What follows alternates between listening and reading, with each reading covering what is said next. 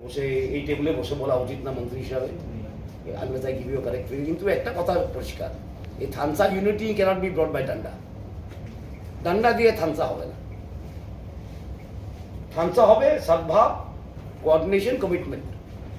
স্লোগানের lofty slogan দিয়ে থানসা হয় না, ঠিক না? কাজের মাধ্যমে আমাদের স্লোগান নেই, আমরা স্লোগান দিইনি কিছু, এখন দিতে পারি। আমরা দিয়েছিলাম 2018-তে, ভালো স্লোগান দিয়েছে, চলো পাল্টা হয়, ভালো দিতে পারো। ট্রাইবালদের জন্য আমরা স্লোগান বানাতে পারি, কিন্তু আমরা ভাবি আমাদের কাজটাই আমাদের স্লোগান হোক। We want our work to be a slogan since we are in government now, ঠিক না?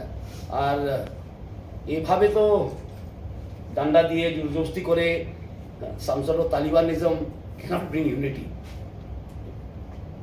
This kind of approach is a very negative approach. আমি আমার পোস্টও করেছি আমি, this kind of approach is a very negative approach. Talibanism approach সবকে করতেই হবে, সবকে দিতেই হবে। ডেমোক্রেটিক কান্ট্রিতে চলে, এখানে মাল্টি পার্টি সিস্টেম, ভারতবর্ষে মাল্টি পার্টি সিস্টেম।